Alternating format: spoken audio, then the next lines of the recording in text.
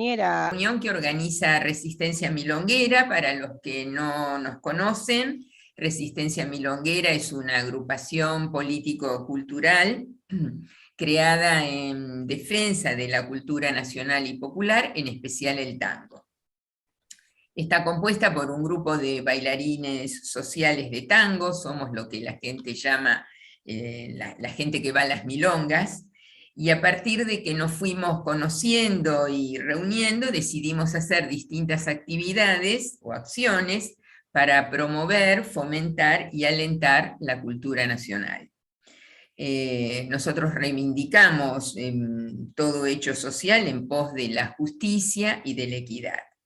Nuestras actividades están dirigidas en general a la comunidad tanguera, al público en general, y en ocasiones hemos hecho también presentaciones de nuestras propuestas e inquietudes a áreas de la cultura, autoridades de la cultura.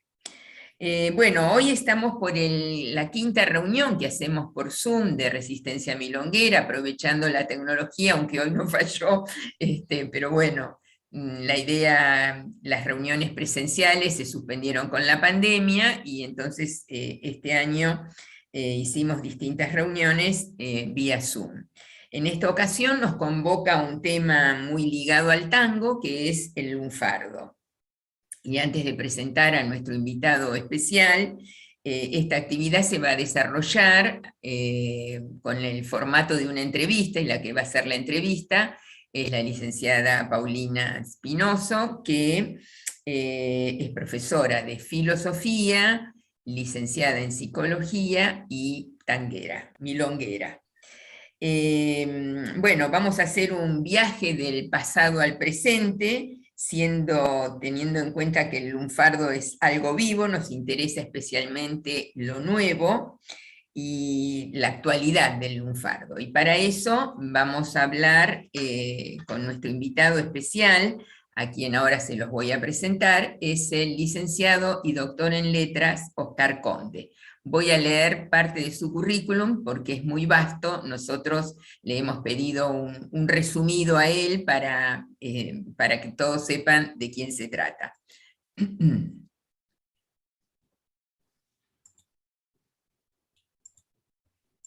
Bueno, el licenciado y doctor Oscar Conde es poeta, ensayista, investigador y profesor universitario.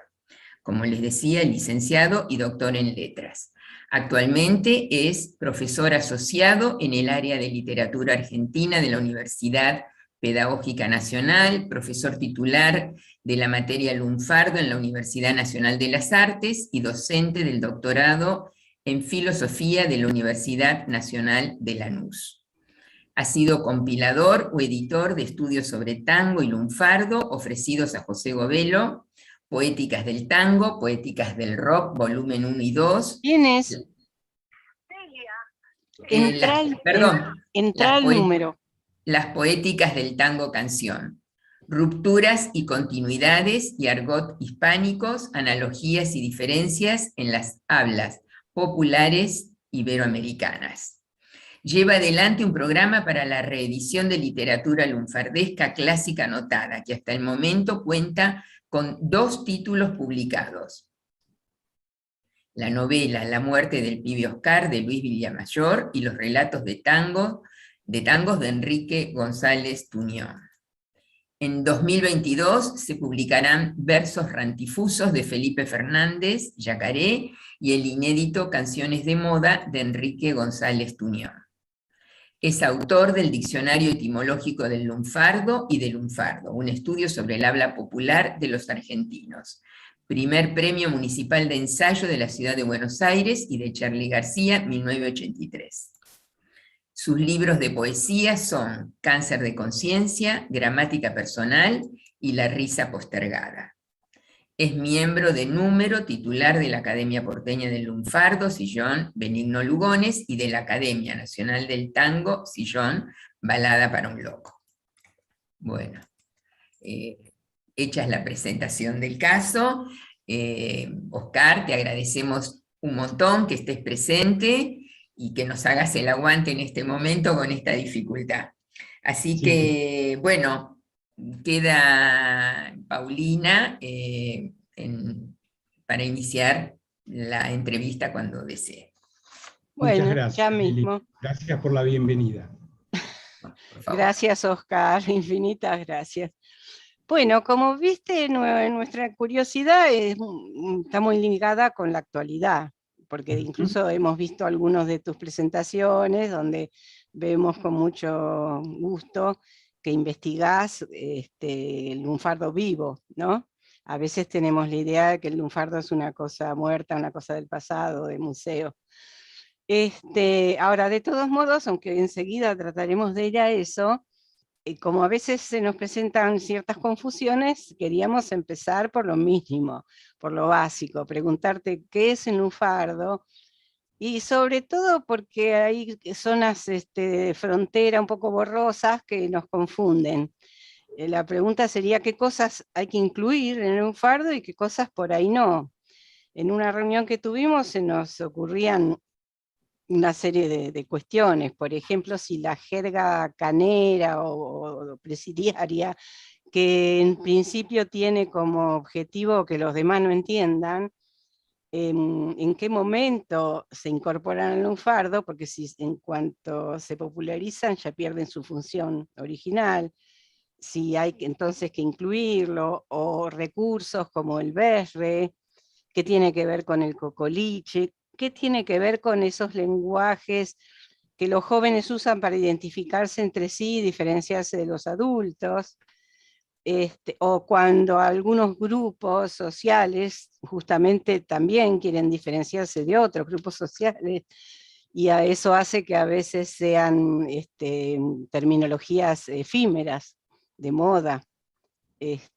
Son todas situaciones que nos plantean el borde borroso, ¿no?, del tema.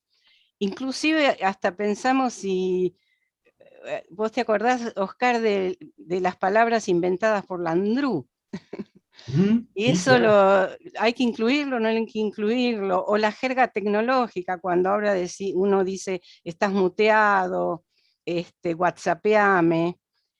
Bueno, Bien. todas esas cosas que uno se pregunta, ¿las ponemos por adentro o las dejamos afuera? Bueno, Esa primera.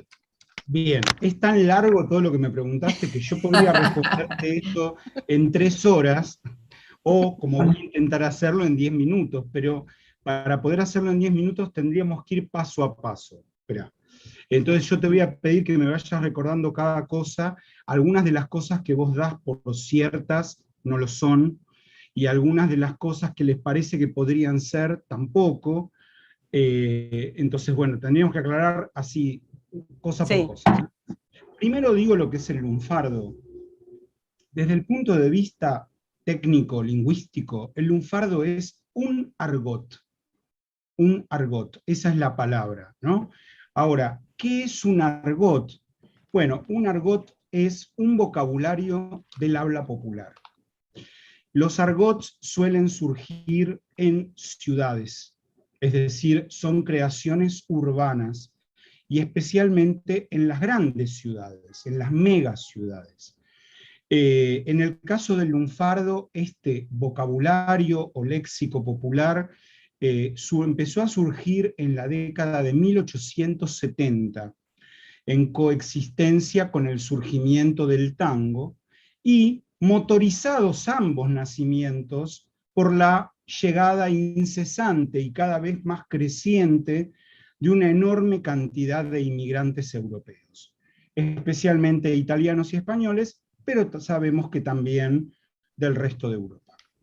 Así que eso es lo que sería el lunfardo. El lunfardo no es ni una lengua, ni un dialecto, ni una jerga de ladrones, como sí se pensó en los primeros 40 o 50 años de estudio del lunfardo. Cuando el lunfardo se identificó, se le puso el nombre de lunfardo, que en lunfardo quiere decir ladrón, de manera tal que se creía que esa era un habla de ladrones, y la palabra correcta sería un tecnolecto de ladrones, ¿no? O sea, una jerga especial, específica de los ladrones. ¿Quiénes pensaron eso? Bueno, los primeros que le prestaron atención al asunto, que eran o bien policías, o bien criminalistas o penalistas. ¿Tenían razón estos tipos? No, no tenían razón. Ellos escucharon ese vocabulario popular compuesto por palabras o por locuciones, construcciones de dos o más palabras, escucharon esas voces y esas locuciones de la boca de personas presas. Y como estaban presos, por ladrones generalmente, se pensaron que así hablaban los ladrones. Que hay una pequeña parte de palabras técnicas del mundo del robo dentro del lunfardo, por supuesto, del mundo del robo, del mundo de la prostitución, del mundo de lo que hoy llamaríamos la mafia. Sí hay algunas palabras de ese bajo fondo, digamos. Pero eso no es la quinta esencia del lunfardo, no lo fue en aquel momento y menos ahora, muchísimo menos ahora, ¿no? Así que eso sería lo primero que habría que decir. Recordame lo segundo, no sé si vos lo tenés anotado, pero como Sí, lo los fuiste tengo anotados. Una dale, ya la contestaste, que es el bien. tema de la jerga canera, digamos, o presidiaria. No, no, pero esa no la contesté todavía, ¿eh? Ah, Pará. bueno, No, no. ¿Viene ahora? Toca ¿Qué es ahora si el eso. querés, lunfardo? dale. Si querés, Bien, dale, sí, sí. bien. Bueno, primer error. Primer error. Creer que la jerga carcelaria es un lenguaje de ocultación. No es verdad. No es verdad. Hay pocas cosas más estables que la jerga carcelaria. En 1860, en la cárcel, al azúcar la llamaban brillo, y hoy en la cárcel al azúcar la llaman brillo. Quiero decir, es un ejemplo nada más, pero lo que quiero decir es que nunca fue la idea. ¿Por qué no podría ser un lenguaje de ocultación? También se dijo que el lunfardo era un lenguaje de ocultación, o que el mecanismo del berre lo era. No, no, no más que como un juego, no más que como un juego, pero no un lenguaje de ocultación de verdad. La jerga carcelaria no es un lenguaje de ocultación. Palabras del lunfardo han entrado a la jerga carcelaria, y alguna palabra del mundo carcelario, no tanto la palabra, sino ciertos usos o ciertos significados de alguna palabra carcelaria, han salido de ahí y se han incorporado al lunfardo. Voy a dar este ejemplo relativamente reciente, el de gato, que se usaba con la fórmula Macri-Gato, ¿no? Ese valor de gato, gato es una palabra antiquísima en español, aplicado a una persona, digo, no aplicado al animal, ¿no? En español, pero también en lunfardo, muy antigua, ¿no? En 1910, cuando alguien era un don nadie, se decía que era un pobre gato, ¿no? Y bueno, luego ha tenido en la cárcel un uso un poco más denigratorio, y ese es el valor denigratorio que se usa todavía hoy en las villas, en los barrios de emergencia, en los barrios populares, y por lo tanto en la expresión Macri-Gato, ¿no? Pero quiero separar la jerga carcelaria del lunfardo. Los propios chorros que estaban en Cana en la década del 40 o del 50 decían de sí mismos que ellos hablaban un lunfardo canero. Bueno, ¿que hablaban canero? Sí, canero de Cana, ¿no? Pero no era lunfardo. Eso no es lunfardo.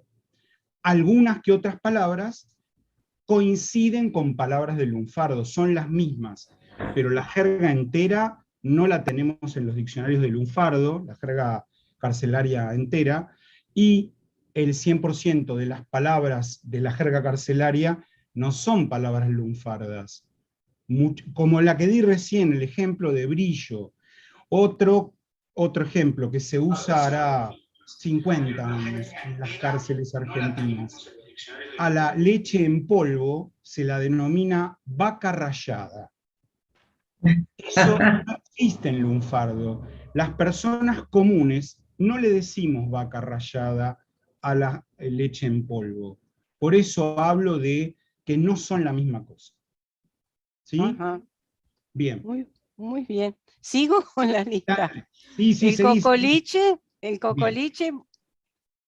Vamos por el cocoliche. El cocoliche es un fenómeno paralelo al del lunfardo, pero no tiene nada que ver con el lunfardo.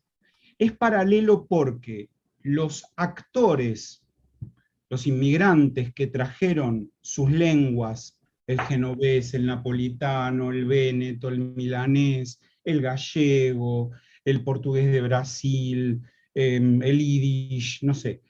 Los inmigrantes que trajeron sus lenguas, ahora sí, centrándonos más bien en la comunidad itálica, son los mismos que crearon el cocoliche, por así decir. Lo crearon de manera espontánea, nadie se propuso crear el cocoliche del mismo modo que nadie se propuso crear el lunfardo, ¿no? Los argots son fenómenos que surgen de manera espontánea. Y las hablas de transición, que eso es el cocoliche, un habla de transición, también son espontáneas. Surgen de la necesidad del inmigrante de cuanto antes poder hablar lo mejor posible la variedad lingüística que se habla donde él se asentó o ella se asentó. Por eso la lengua de prestigio para los inmigrantes era el español que se hablaba en Buenos Aires, y todos ellos querían hablar cuanto antes, lo mejor posible, ese español de Buenos Aires.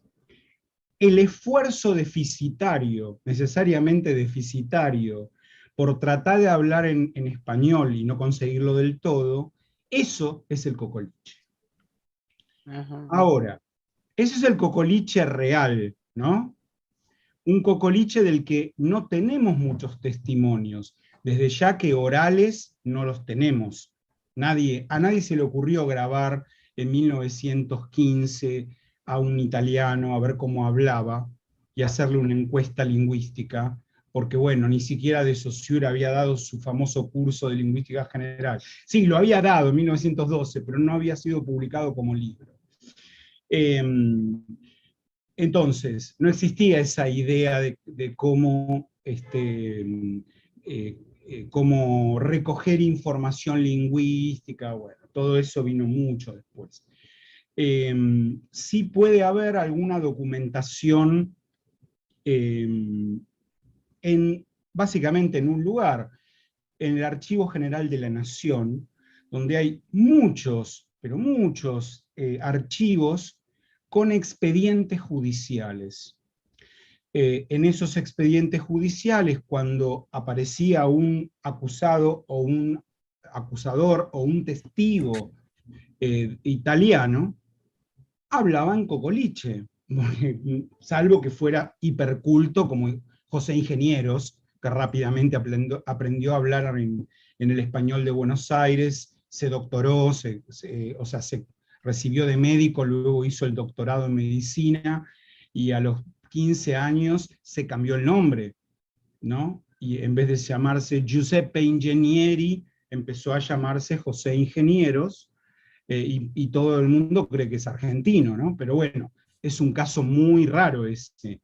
En general, cuando el Tano, el pobre Tano, iba a testimoniar al juez que la mujer lo había dejado, que le había robado el vecino, o lo que fuere, hablaba en italiano, y los testimonios se tomaban en ese italiano cocolichesco, por decir así. Ahí habría un lugar para ir a investigar un poco el cocoliche real. El cocoliche real. ¿Por qué hago tanto hincapié en el cocoliche real? Porque hay otro cocoliche, que es el cocoliche literario. El cocoliche literario es lo que uno puede encontrar en una obra de Florencio Sánchez, en una obra de los hermanos Discépolo, de Armando Discépolo, en un sainete de Vacarezza. mucho más cerca de nosotros en algunas obras, por lo menos algunos pasajes de algunas obras de Tito Costa, ¿no? Eso es una simulación del cocoliche, por decir así, una estereotipación literaria del cocoliche que toma en cuenta, depende del buen o del mal oído del autor o de la autora del texto, toma en cuenta el modo de pronunciar por los italianos que conoció, pero que no se puede dar como algo veraz desde el punto de vista lingüístico, porque el que escribe la obra es argentino, no es italiano. Entonces, no es un italiano que se hace el que no sabe hablar, lo cual ya sería raro, sino que es un argentino que cuando escribe las partes donde habla el Tano, bueno, hay como ciertos estereotipos lingüísticos que hacen que el Tano use tales palabras, pronuncie de tal manera y qué sé yo. Lo cual es un error garrafal, porque para empezar, cuando los italianos empezaron a venir a América, no solamente a Sudamérica, también a Estados Unidos, en Italia existían en ese momento unas 120 lenguas. 120 lenguas. En Italia no hay un italiano y 80 dialectos. Hay 80 lenguas, 81 lenguas. Los propios italianos hablan erróneamente de dialectos, y el genovés no es un dialecto, el napolitano no es un dialecto, y el siciliano no es un dialecto. Son lenguas que no fueron elegidas políticamente cuando Italia se unificó, gracias a Garibaldi, no fueron elegidas como la lengua oficial. La lengua oficial fue elegida la lengua de Florencia. ¿Por qué? Porque a un señor se le ocurrió escribir la Divina Comedia en florentino, y ese acto de cultura total fue como un símbolo de unión, de presunta unión para los italianos, y entonces se decidió que esa fuese la lengua italiana, que fuese la lengua de la...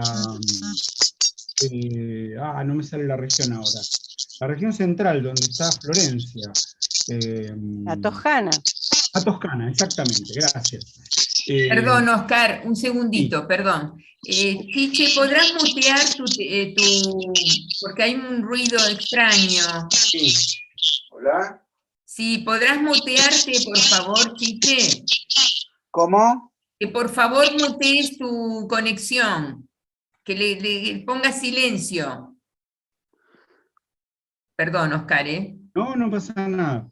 Dale. Estaba tan enganchado que sabía que había un ruido, pero no me daba cuenta. Sí, había un ruido fuerte, sí, sí. Bueno, no, entonces se elige el toscano como lengua de Italia. Y en aquel momento, ¿saben cuántos italianos hablaban en toscano? El 3%. Casi ninguno hablaba en toscano. Por lo tanto, los inmigrantes que llegaron aquí, mayoritariamente tampoco hablaban en toscano. Hablaban en todas estas lenguas regionales, que siguen existiendo hoy, por supuesto.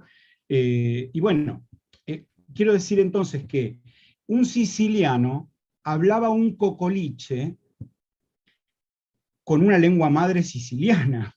Es decir, hablaba del siciliano al español.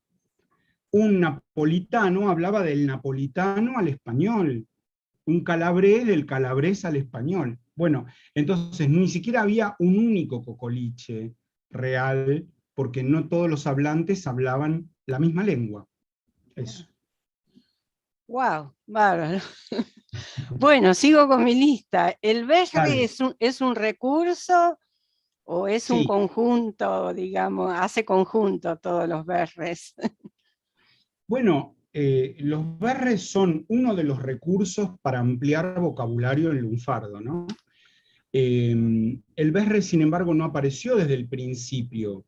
Hay una profesora que trabaja conmigo, ella acepta llamarse mi discípula, yo creo que ella me enseña más a mí que yo a ella, pero bueno, Andrea Born, ella está estudiando muy a fondo el tema del berre, está terminando su doctorado, va a hacer el doctorado en lingüística en la UBA con una tesis sobre la morfología del lunfardo.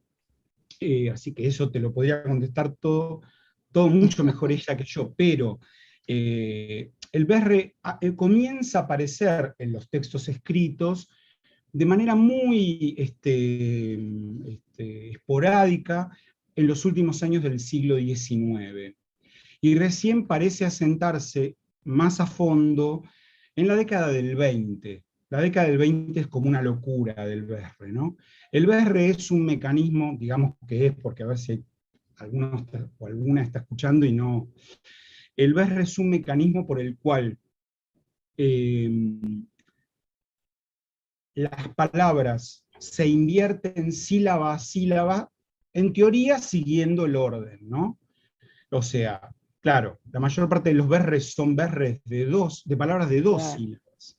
Y ahí no hay mucha vuelta, ¿no?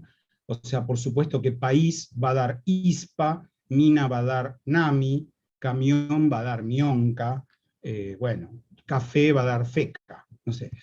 El tema se empieza a complicar cuando las palabras tienen 3 sílabas, porque ahí uno esperaría la inversión, que la última sea primera, que la segunda quede segunda, y que la primera quede tercera en el BR. O entonces, marido da dorima. Dorima. ¿No? Bien, eso funciona, pero resulta que después empiezan a aparecer otros berres donde no se cambia en orden la cosa, ya son más irregulares, a veces directamente la primera sílaba se manda al final, y la segunda y la tercera quedan donde estaban, pero pasan a primera y segunda, digamos, ¿no? Bueno, y si la palabra es de 4 sílabas, todavía puede ser más complicado el asunto, aunque hay muy poquitas, ¿no? Palabras que se usan en BR de 4 sílabas. De uruguayo, yorugua, de conventillo, yotibenco, de calzoncillos, solsilloncas. Serían algunos ejemplos. El otro día Sí, nos acordábamos de lompas. lompas, claro. Ahí tenés Bueno, lompa es un BR con todo tipo de problema, porque, claro, con todo tipo de problemas, ¿no? Porque además de la inversión, perdió sílabas en el medio. Sí, sí, sí. Bueno. Bueno, sigo con mi lista. Esos términos Dale. que los jóvenes a veces usan para identificarse entre ellos y diferenciarse de los adultos, y a tal punto que si un adulto lo quiere usar, por ahí le dicen que es un pendeviejo, ¿no? Sí. Y que a lo mejor son efímeros, o sea, duran una generación y desaparecen. Bueno, eso también lo incluimos. Bueno, ahí hay que hilar muy fino y ver término por término, ver cómo sucedió, ¿no? Porque esta actitud juvenil no es de ahora. Siempre la juventud intentó diferenciarse de los mayores, absolutamente, siempre, ¿no? Digamos que en el lunfardo de la década del 20, se inventó la palabra cotorro, porque la palabra bulín la usaban los viejos, ¿no? Por ejemplo, o en la década del 50, en vez de seguir usando cajetilla o fifí, se usaba petitero. Bueno, o Claro. sea, y esas son siempre novedades juveniles, porque lo primero que hay que decir es que las palabras las inventan los jóvenes, no hay otra. El 99% de las palabras las inventan personas menores de 25 años. Esto es así, y fue así siempre. Claro. Fue así siempre.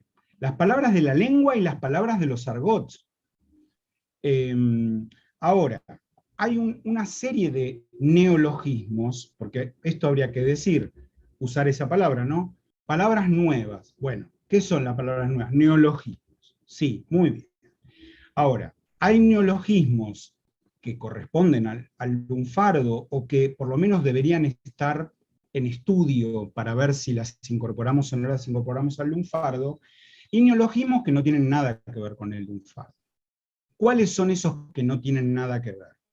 Bueno, las palabras de uso internacional, evidentemente, o sea, si hay una palabra Instagramer, ponele, o YouTuber, bueno, esas palabras se usan en el mundo entero. Obvio que no son palabras del lunfardo. Luego, las palabras relacionadas con la técnica que intentamos castellanizar de alguna manera, ¿no? Entonces, como existe la palabra freezer, inventamos, digo, no los argentinos, se inventó el verbo frizar, pero frizar no lo decimos solamente en la Argentina. Frizar lo dicen en Chile, en Colombia, en Perú, en México, en Nicaragua, en España. O sea, no es una palabra lunfarda, ni frizar, ni googlear, ni faxeo, ni, no sé, ¿entienden? O sea que todas las palabras que tienen que ver con la técnica son palabras que yo creo que tarde o temprano se van a terminar incorporando al diccionario de la lengua española de la Real Academia, porque son de uso generalizado, ¿no? Googlear creo que ya está incorporada, de hecho, por ejemplo. Esas no son palabras de lunfardo, evidentemente. Muy, Y de los jóvenes, ¿está más o menos claro lo que sí, dije? Bien. sí. Me da la impresión por oírte que hay un criterio que se usa que es un poco el tiempo. Claro, Y sí, si va a durar, si va a permanecer, si va a seguir siendo usado, sí, sí, sí, ¿no? evidente. Bueno, me das lugar para explicar esto, mira. Es algo de lo que yo me di cuenta hace 10 años, nada más. Eh, yo ya había hecho un diccionario de lunfardo y había adoptado un criterio. ¿Qué criterio? Poner todas las palabras del lunfardo que yo conocía, que pude recolectar, antiguas o modernas, se usaran o no se usaran. Ese fue el criterio que adopté, ¿no?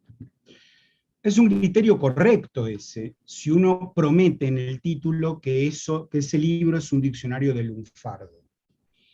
Porque no hay que confundir el lunfardo, que es algo histórico, un continuum histórico que pudo haber empezado en 1870 y que sigue hoy, 150 años después, y que va a seguir, por supuesto, con lo que se llaman habitualmente diccionarios de uso. A veces viene un extranjero y dice, bueno, yo quiero un diccionario de lunfardo para ver cómo hablan ustedes. Y no, porque en el diccionario de lunfardo te va a aparecer la palabra cotorro, o te va a aparecer la palabra percanta, y el tipo va a decir, esa percanta, y se le van a matar de risa en la cara, porque nadie usa ya la palabra percanta. Ahora, ¿por qué la palabra percanta tiene que estar en un diccionario de lunfardo? Bueno, porque aparece en el primer verso de Mi Noche Triste, por ejemplo, ¿no? Porque aparece en una obra de teatro de Vacarezza, o porque, ¿entienden? O sea que hay una cantidad de usos que ya están inscriptos en la cultura rioplatense en principio, y cuando hablo de esto hablo de revistas, diarios, folletos, libros, algunas grabaciones radiales, programas de televisión, películas, ¿no? O sea, uno mira hoy la película Tango, primera película sonora argentina de 1933, y las escenas jugadas por Sandrini y Pepe Arias, ellos son dos muchachos jóvenes, hablan el lunfardo permanentemente. Bueno, y usan un montón de palabras que habría que ver si todas esas palabras están en los diccionarios del lunfardo. Deberían estar, porque si yo quiero estudiar el lenguaje de la película Tango, tendría que poder ir a un diccionario del lunfardo y encontrar cada una de las palabras que ahí aparecen, ¿no? Estamos lejos de llegar a cosas así, ¿eh? Estamos lejos porque las personas que nos dedicamos a estudiar el lunfardo somos contadas con los dedos, ¿no? De las dos manos, ponele de las dos manos, siendo generoso. Bueno. Ok. El ¿Vamos bien? lenguaje, Vamos muy bien, ¿no? Bueno, sí, yo estoy respondiendo una cantidad de cosas que me tiró así como una ametralladora Paulina de entrada, pero obviamente si cualquiera de los presentes, a raíz de algo que yo diga, quieren levantar la mano y preguntarme otra cosa, no tengo ningún problema en responder. No es que esto es un reportaje y nadie puede hablar y me tienen que escuchar. Si No, quieren, no. me Ok, preguntan, comentan, pueden no estar de acuerdo conmigo, no sé, lo que ustedes quieran, por supuesto. ok, muchas gracias, Oscar. Sí. La otra que tenía era esto, por ejemplo, ese lenguaje, esas palabras inventadas por Landru, Sí. que después hubo gente que las adoptó, como también la gente adoptaba su criterio de lo in y lo out, aunque eran inventadas Ujú. por él. Eso Sí, fue un sí, fenómeno muy interesante. Bueno, sí, ¿y qué sí. hacemos con ellas? No, mirá, ¿Cómo hay las pensamos? alguna, yo no me acuerdo de muchas, pero me parece que, Piruja, bueno, piruja con J, piruja. Con Sí, J, sí. este, yo la incluiría en el lunfardo, sí, sí, sí, yo la incluiría perfectamente.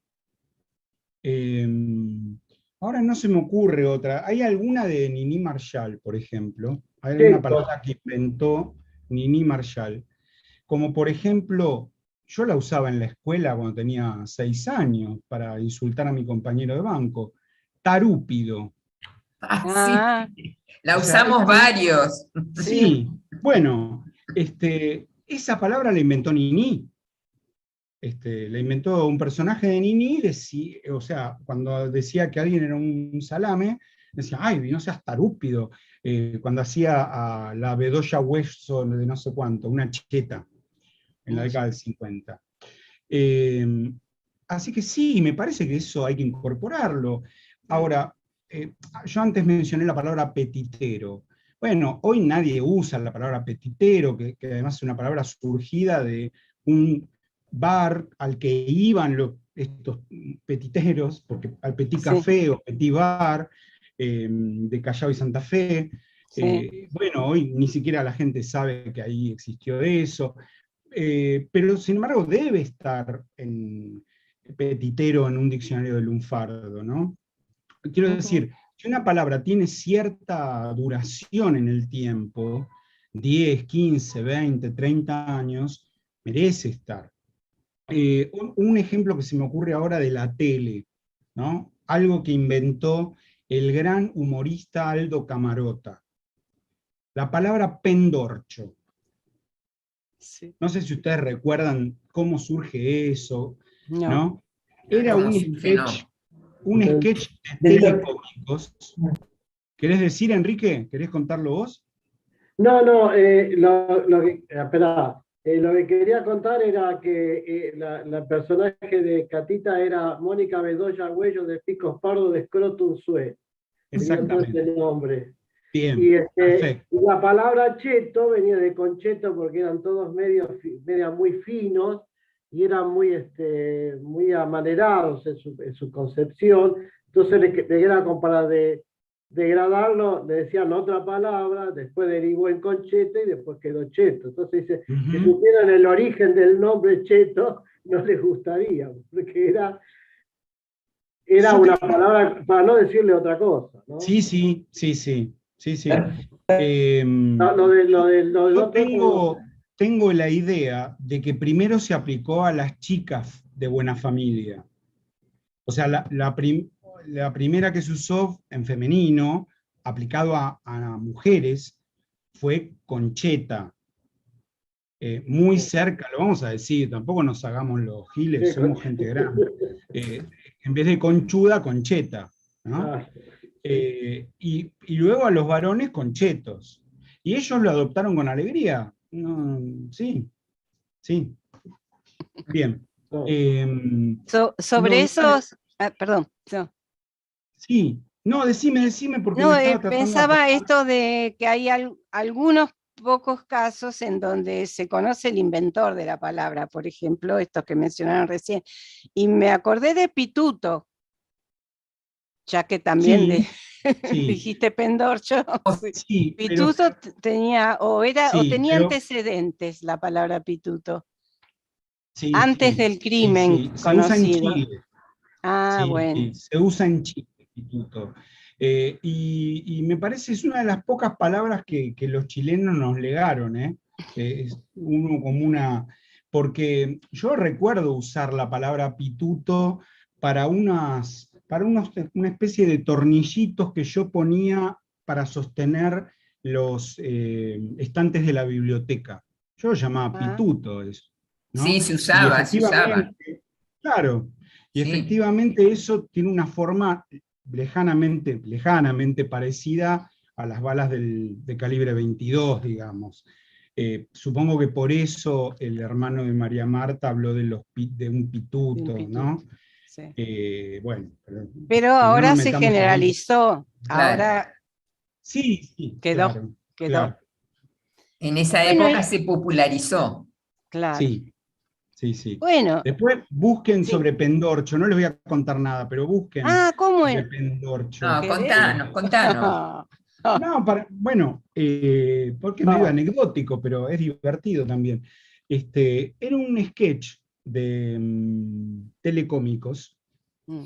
donde había un jefe, que era el señor Cretinucci, fíjense cómo se llamaba, que les robaba a sus empleados las buenas ideas y las hacía pasar como propias para congraciarse ante el dueño de la empresa, ¿no?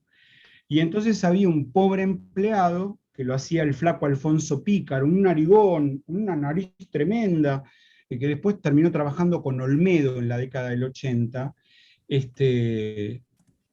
y entraba este empleado llamado Volantieri, con unos planos, ¿no? Y el jefe le decía, ¿estuvo estudiando Volantieri cómo mejorar la producción de la fábrica? Sí, sí, señor jefe, mire, acá, entramos por acá, y no, le mostraba el plano, vos no veías nada, ¿no? En la tele. No, pero le decía el tipo, acá hay un problema, porque ¿cómo va a ser pasar desde esta parte a la otra parte de la máquina? No, porque le ponemos un pendorcho acá y ajustamos, y eso sigue su camino, la línea de producción, no, pero y cuando llegue a tal lado, le ponemos otro pendorcho y no sé qué. Bueno, eso fue tan exitoso Sí. en 1972 que se hizo la canción Ponele un pendorcho. Búsquenla en YouTube, está el disquito, pueden escucharlo, ¿no? Ponele un pendorcho. Si te pasa cualquier cosa, ponele un pendorcho. La palabra pendorcho perduró bastante, luego tomó una connotación sexual, ¿no? Y finalmente desapareció, digamos, dejó de usar la gente más joven, ¿no? Pero merece estar en un diccionario lunfardo, por supuesto. Claro. Bueno, algo más sobre esto, ¿te puedo preguntar otra cosa ya? Todo lo que vos quieras. Sí. Bueno, también surgió en una reunión que conversábamos, y de hecho ahora también, el uso peyorativo de los términos. Uh-huh. Y que a veces, bueno, porque también nos salteamos un poco, hablamos de los jóvenes que se quieren diferenciar de adultos, pero también están los de un barrio, una zona o un Sí. sector social que se quieren diferenciar de otros. Uh-huh. Y hay mucho de uso peyorativo de los términos. Estela, ¿podés mutearte? Bueno, así como mencionamos cheto, si uno habla de un cheto, de un garca o de un tilingo, probablemente no es que se siente cheto, garca o tilingo, se lo refiere a otros peyorativamente, pero también hay mucho uso inverso, digamos, qué sé yo, el groncho, el grone, el planero, bueno, hay una cantidad, o por ejemplo para las comunidades de inmigrantes, el bolita, el paraguas, Sí. hay muchos términos que, bueno, tienen ese uso peyorativo, y nos preguntábamos si hay algún resquemor en incluirlo en el diccionario, que parecería como que uno legitima el término. No sé si se entiende Entiendo la perfecto. dificultad. Sí, sí, entiendo perfecto. Mira, yo estoy en contra de hacer algo así. La realidad no se puede ocultar. Digamos, la realidad es la realidad. Si yo hago un diccionario de lunfardo y tengo que poner una palabra peyorativa o una locución peyorativa, digamos, hay una enorme cantidad en lunfardo de palabras referidas a homosexuales, sobre todo masculinos, pero también femeninos, ¿no? Claro, O sea, mujeres homosexuales. sí. Algunas son espantosas, horribles, ¿no? Ahora, ¿qué hago? ¿No voy a poner eso? No, si eso se usó, o todavía se usa, como vos decís. O sea, no puedo no poner la palabra groncho en un diccionario. O sea, no, si no, estamos falseando la realidad. Yo lo que intento es hacer algo serio desde el punto de vista de todo lo que estudié para algo, ¿no? Pero si voy a andar autocensurándome, porque no, eso no se puede hacer.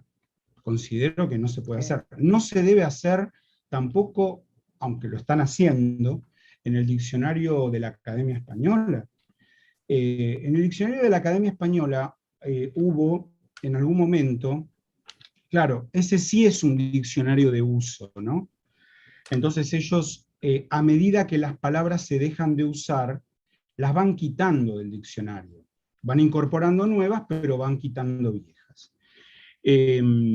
Y aunque hay palabras que no se usan hace 100 años y todavía están ahí, ¿no? Pero bueno, y lo mismo pasa con ciertas acepciones de las palabras. Hace pocos años, muy poquitos, la comunidad autonómica de Galicia se quejó ante la Real Academia porque en la palabra gallego había una acepción que era la de tonto. Bueno, ¿qué hizo la Academia? La sacó, ¿no? La sacó. Bueno, siendo un diccionario de uso, yo podría entender, bueno, si yo quiero buscar en el diccionario gallego y no encuentro tonto, no le voy a decir a alguien a quien considero tonto gallego. Ese podría ser el sentido en un diccionario de uso. Pero si es un diccionario de tipo histórico, como es un diccionario de lunfardo, no puedo omitir eso. Entonces, si groncho es, por ejemplo, groncho es lo que quedó de negroncho, ¿no? O sea, Claro. negro, negroncho, y luego que se perdió ne y quedó groncho. ¿Qué es lo que pasó con peronacho y peroncho? Claro, en ese caso hubo una contracción, porque cayó Ajá. un sonido del medio de la palabra. Aquí hay una aféresis, cae el sonido del comienzo de la palabra, pero bueno, sí, Sí. son transformaciones morfológicas normales, muy normales en el lunfardo. Pero bueno, no se puede no poner, digamos. Y después está la palabra negro, que es una palabra para mí crucial en la cultura argentina, no porque designa a las personas de raza negra, que casi son desconocidas para nosotros. No digo que no haya afrodescendientes, claro que hay, pero la mayoría ya no son negros, digamos. Hay gente que se reconoce como afrodescendiente y vos le mirás, podría ser un italiano del sur también, qué sé yo, no sé. Quiero decir, que puede tener algún rasgo que revele ese pasado en sus genes, o un color un poco más oscuro que el color medio europeo que tenemos casi todos los que estamos acá. Pero la palabra negro es una palabra que se usa muy habitualmente con un valor afectivo Sí. en lunfardo, afectivísimo. E incluso la usan entre rubios. Entre rubios le dice, vení negro, vení negrito, ¿cómo te quiero? Y ninguno es negro, por decir así. Cuando digo negro quiero decir el tipo de criollo o de, entre comillas, cabecita negra, como se decía en alguna época. O sea, también es una palabra afectiva, y Claro, negra lo mismo, ¿no? Negra, negrita, claro. pueden ser hasta apelativos amorosos entre parejas, ¿no? Claro. Pero efectivamente existe eso. Ahora, esto no me hace perder de vista que la Argentina es un país profundamente racista. Y esto se ve en estos ejemplos que acaba de dar Paulina, ¿no? Es decir, no somos racistas con las personas afrodescendientes, si es que, digo, los muchachos que vienen de Senegal, que venden relojes o cosas en la calle, aunque hoy un grupo lo cagó a palos a un tipo, no sé. Pero bueno, eso es una cosa aislada, ¿no? No somos racistas con esos, pero sí lo somos con personas que tienen más bien orígenes de los pueblos originarios que de africanos, por decir así, ¿no? Ahora, es llamativo que, porque el racismo no es propio de la clase media y la clase alta. Por supuesto que el racismo está muy acendrado también en las clases populares. Yo he visto delante mío, en un barrio muy popular, que no terminaba de ser una villa, pero un barrio pobrísimo, cómo se peleaban dos vecinos, morochazos los dos, y uno le decía al otro, cállate que vos sos un negro de mierda, y eran iguales de negros en todo caso, ¿no? O sea que ahí tenemos un problemón, o sea, Sí. va la hinchada de River a un partido River-Boca y les grita a los de Boca boliguayos.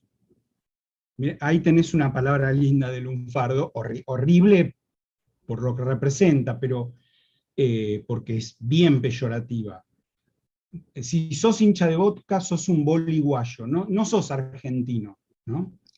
Cuando, bueno, de Córdoba para arriba, casi toda la gente podría ser argentina, boliviana, paraguaya, peruana, no sé, porque son todos iguales. O sea. Viste que antes se decía, como decías vos, cabecita negra, ahora más bien se tiende a decir negro cabeza. Sí, escúchame, ¿puedo decir algo? Paulina, ¿puedo decir algo? Porque estuve levantando la mano y bueno. No, está bien, si no, no puedo participar. Sí. No, está bien. Habíamos previsto pero, los 15. No, yo lo estaba escuchando, me interesa lo que dijo recién Oscar, pero yo le quería preguntar, no sé si hablaron ustedes de la palabra sanata, que quiere decir hacer el verso. Y esa palabra atravesó muchas generaciones, porque yo de repente le digo a un amigo, mirá, la está sanateando, le está haciendo el verso. Y me acordaba de Fidel Pintos, que era el rey de la sanata. No sé si ustedes se acuerdan, Oscar se debe acordar seguro de Fidel Pintos. Totalmente. Sí, claro.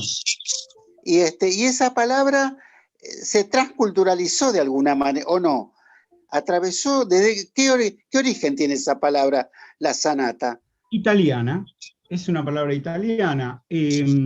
La zanata es el parlamento fingido, o sea, son los que mueven la boca pero no hablan, de los zani. Los zani eran los payasos del circo. Entonces, los payasos entran en grupo y adelante quedan dos, generalmente, el Tony y el payaso principal, digamos, ¿no?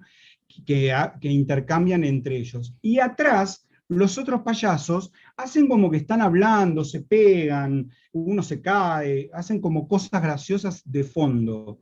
Bueno, eso es la zanata, el parlamento fingido. Eso pasó en el teatro, luego en el cine y en la tele, a que, bueno, está la pareja principal en la mesa de un bar hablando de amor, y atrás hay otra gente sentada en el bar, y que hacen como que están hablando, en realidad no están hablando, mueven la boca, ¿no? De ahí viene sanata. Qué bárbaro. No, porque me acordaba de Polémica en el Bar y de toda esa, que estaba el almacenero atrás, mirando, y en la mesa estaba sentado Altavista con Fidel Pintos, y bueno, que nunca se entendía lo que querían decir, Sí. y después como payaso Pepe Biondi también, que gesticulaba sin hablar. Por ahí decía poco, pero te cagabas de risa, ¿viste? Porque, Sí, sí, claro, un maestro Pepe Biondi. Sí, perdón, sí. no. No, Era está eso, bien. era eso. Ok. Sí, de hecho, o sea, yo podría perfectamente suscribir que patapúfete, palabra de Pepe Biondi, es Sí. una palabra lunfarda, ¿no? Porque durante mucho tiempo la usó todo el mundo. Sí. Que una Bueno, vez, te pregunto, cómo jugaba con las palabras Pepe Biondi, porque va a sacar un pasaje. Dice, ¿usted de qué trabaja? De bombero. ¿A dónde viaja? A Bombay. Está perfecto. Esos juegos de palabras que tenía, mira, Genial. me acuerdo. Sí, sí. Perdón que me ría sí, así, pero no, me encantaba, sí. Bueno, bueno, avanti. sigo. Ahora vamos más al tema central, que es el de lo nuevo. Y Ujú. entonces te queríamos preguntar, bueno, la relación con el tango la tenemos un poco conocida, sabemos que no se superponen completamente porque hay tangos que no están escritos en lunfardo, Exacto. y bueno, pero eso lo tenemos más conocido, pero lo que tenemos menos conocido es la relación del lunfardo con otros géneros, Ujú. porque la verdad que tampoco tenemos muy bien conocidos los géneros, pero por ejemplo el rap, el hip hop, el freestyle, la cumbia villera. Vos la vez pasada recomendaste un programa y yo vi un capítulo de Corte Rancho. Sí, sí, sí. Y ahí después te quería preguntar sobre, por ejemplo, qué quiere decir Corte Rancho. Bueno, Donde dale. hablan de los berretines, que bueno, etcétera. Pero, Sí. ¿cómo es esa relación con los grupos nuevos, con los ritmos nuevos? Ya, bueno, el género, luego del tango, ¿no? El género que más antiguamente adoptó palabras del lunfardo fue el rock argentino, ¿no? El rock argentino es un tipo de rock muy independiente respecto de los modelos anglosajones y sobre todo muy independiente literariamente, en las letras, ¿no? Y ya en la década del 60 aparecen palabras del lunfardo en canciones de Morris, en alguna de Lito Nevia, en canciones de Nito, y un poco después, en los 70, en alguna canción de Spinetta, que no usaba mucho lunfardo, y en muchísimas de Charly García. ¿Cómo? Ay, alguien entró que le pedimos por favor Ah, que apague el micrófono. bien. Sí. No, y entonces ahí tenemos una cantidad de palabras que empiezan a entrar en la década del 70, del 80, que son las palabras del habla juvenil de cuando yo era joven, de la década del 80. No sé, transar, caretear, no sé, palabras así. Luego, en los 90, empiezan dentro del rock, ¿no? También eh, empieza a aparecer lo que se llama el rock barrial, o el rock chabón. También siguen usando algunas palabras lunfardas. Y después hay autores que prácticamente no usan ninguna, o casi ninguna. No sé, pienso en Cerati, en las letras de Roberto Jacobi para Virus. Ahí hay muy poco lunfardo, ¿no? Igual que en el tango, digamos, hay autores que nada, no usan absolutamente nada. Pero el lunfardo después tiene una pequeña explosión, y no solo el lunfardo clásico, sino el neolunfardo del fin del siglo XX, en la cumbia villera. La cumbia villera explota en 1999 y ahí tenés un montón de palabras y de expresiones que se usaban en ese momento y que eran bien, bien populares. Por esos años yo veía un programa que todavía existe, Pasión de Sábado en América. Los sábados a la 1 de la tarde empieza, ¿no? No sé hasta qué hora dura, pero ya hace años que no lo miro. Pero en Pasión de Sábado yo me sentaba con un cuadernito todos los sábados a verlo y a anotar palabras, porque en casi todas las letras de los grupos de cumbia villera, que ahora casi no hay grupos de cumbia villera, salvo los históricos que permanecieron, bueno, Pablito Lescano con Damas Gratis, digamos, por ejemplo, ¿no? Y ahí sigue habiendo lunfardo. En la cumbia actual en general hay poco lunfardo. Hubo un poco en el cuarteto de Rodrigo, no lo hay en el cuarteto de la Mona Jiménez, por ejemplo. Hay sí varias palabras propias de Córdoba, pero no del lunfardo, generalizadas en lunfardo. Bueno, y más cerca de nosotros, lo que yo un poquito estudié para dar una conferencia en Alemania en 2018 fue cómo aparecía el lunfardo en el freestyle. El freestyle son las competencias de improvisación de rap, o de rap improvisado.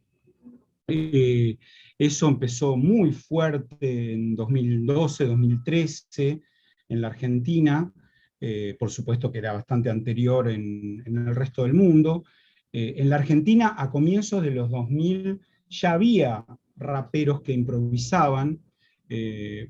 Por las cosas que vi en YouTube, eran bastante malos,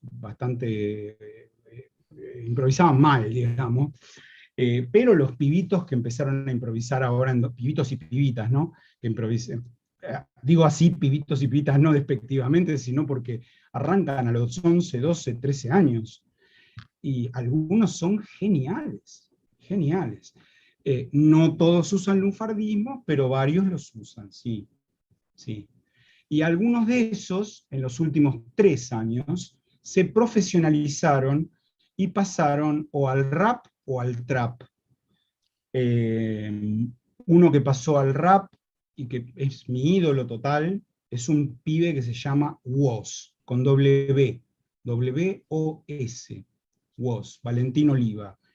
Ese chico, que por suerte tengo una hija de 16 y antes de la pandemia lo fuimos a ver al Luna Park, hizo su primer Luna Park lleno, repleto, y fue un recital estupendo, y bueno, mi hija fanática y yo también, entonces una cosa que pude compartir con ella. Él usa algunas palabras del lunfardo actual, o sea, de cómo hablan chicos de 20 hoy, digamos, ¿no? Y después en el trap, o en lo que ahora está de moda, bueno, ahora que habló con el presidente, está ayer creo, este chico Elegante, que hace cumbia 420, según él. Bueno, ahí pueden aparecer algunas palabras del lunfardo, pero no son muchas, no son muchas. No sé, Elegante, qué sé yo, en una canción dice tintín por vino tinto. Bueno, la verdad que no es una gran, ni es una novedad, ni es qué bueno, qué capo, ¿no? No hay mucho ingenio ahí, quiero decir, ¿no? Y en el trap, más bien lo que hay es un intento por cantar a la manera centroamericana, cantar o ir fluyendo sobre la música, porque hay partes más habladas que cantadas, pero hablando como si fueran puertorriqueños, no sé. Y entonces aparecen muchas palabras del inglés, a veces tal como las pronuncian los raperos negros yanquis, y a veces adaptadas, con alguna pequeña adaptación fonética, pero son palabras inglesas, no diría yo que son parte del lunfardo, ni mucho menos. Ajá. Y ahí también hay como diferencia, conflictos de clases, porque vos, todos estos que mencionaste son más bien de clases populares, pero a veces hay esas movidas de música, qué sé yo, de música disco, o Lili, el otro día que fuiste con una chica a un lugar, no me acuerdo cómo se llamaba la música que escuchaban, que vos mencionaste, que son otro grupo de jóvenes. K-pop, los coreanos. Ah, Ah, Está muy de sí, moda. sí, sí, sí. Pero ahí Mirta es más que tuvo- nada el baile, las sí, ah, coreografías. claro. exactamente. Entonces, Sí. la pregunta sería si esos grupos usan otras palabras, inventan Bueno, también no, palabras, no sabemos. lo que pasa es que el K-pop son grupos coreanos, casi todos para internacionalizarse cantan en inglés, o sea que no hablan, no cantan en español, ningún grupo Claro. de K-pop canta en español, ¿no? Cantan en inglés o a lo sumo, he visto algunos, hay unas 4 chicas que mi hija estaba loca con ellas, me hizo ver un documental en Netflix y todo, no me acuerdo el nombre del grupo ahora, eh, que en algunas canciones cantan la canción en coreano y los estribillos en inglés. El estribillo, que es la parte fuerte y vendedora del tema, lo cantan en inglés. Pero eso, lo que yo he visto en el barrio chino, porque hay un negocio específico de K-pop dentro del barrio chino, ahí en Belgrano, hay muchísimas nenas, nenas de primaria incluso, mayoría de mujeres son las seguidoras del K-pop, aunque hay grupos masculinos, ¿no? De K-pop. Eh, yo veo que son nenas de clase media, media baja, ¿no? O sea, no sé, como mi hija, no sé. No veo ahí que el K-pop sea consumido exclusivamente por chicas de clase alta. Y, no, más bien todo lo contrario. O sea, no sé si se acuerdan ustedes de la época, bueno, de la época menemista seguro que se acuerdan, pero digo, de este fenómeno que voy a decir ahora. Lamentablemente nos acordamos todos, ¿no? Pero de esto que voy a decir ahora, en las fiestas en los años 90, en las fiestas más chetas, de la Sí, gente más guita de Buenos Aires, iban a cantar La Bomba Tucumana, Alcides, El petizo. el la, Petizo, que no me sale el nombre, el salteño. sí, sí, la Bueno, Mona Jiménez, sí, eh, porque rápidamente la gente de clase alta, tal como sucedió con el tango, rápidamente se apropian de ese espacio cultural. Sí, lo toman como propio. Primero lo ven como exótico y como divertido y lo hacen por diversión, pero luego lo adoptan también. ujú, Sí. ok.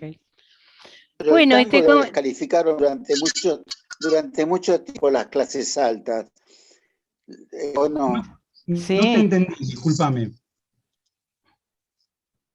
No, el tango no fue descalificado por las clases altas durante mucho tiempo, ¿o me equivoco? Yo creo que si eso fue así, lo fue por muy poco tiempo, por muy poco tiempo.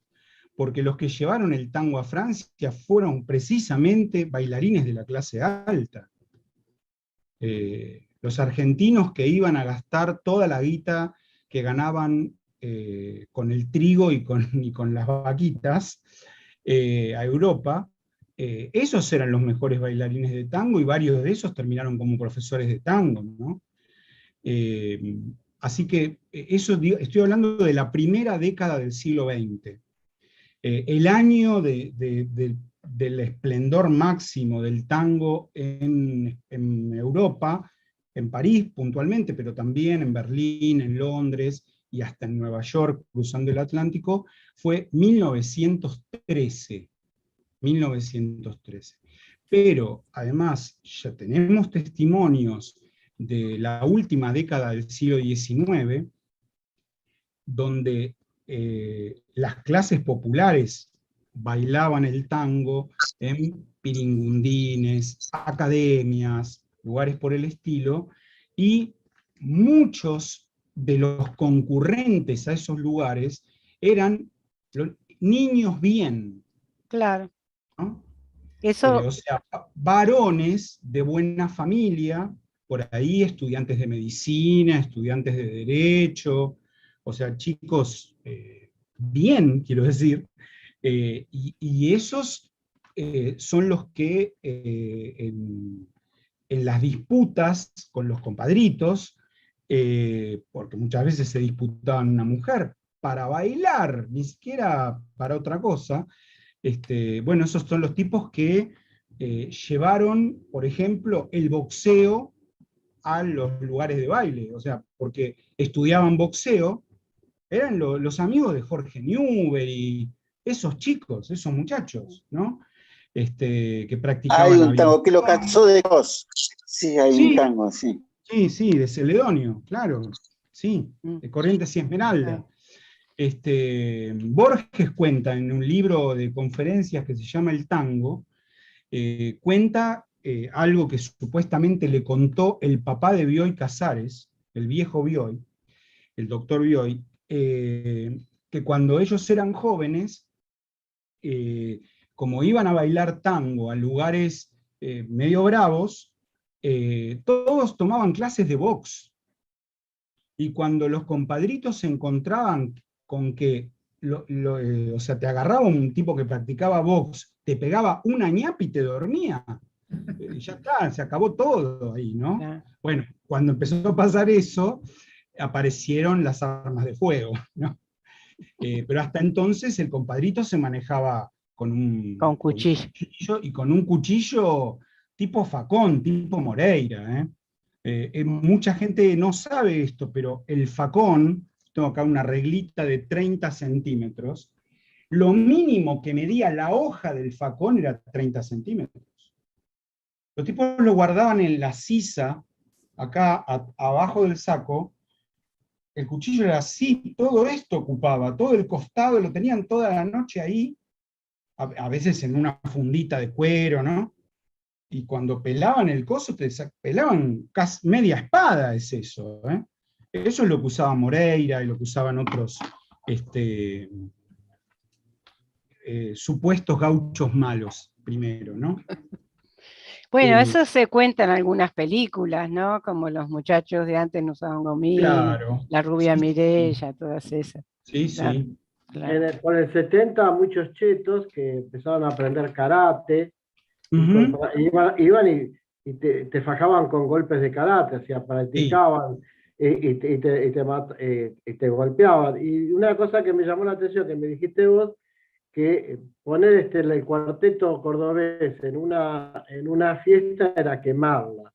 Y un día voy a un casamiento de una amiga en el Jockey Club de ahí de San Isidro, que fueron funcionarios de Menem, y de golpes empieza a poner un cuartetazo, y salieron todos con las alhajas a bailar las mujeres.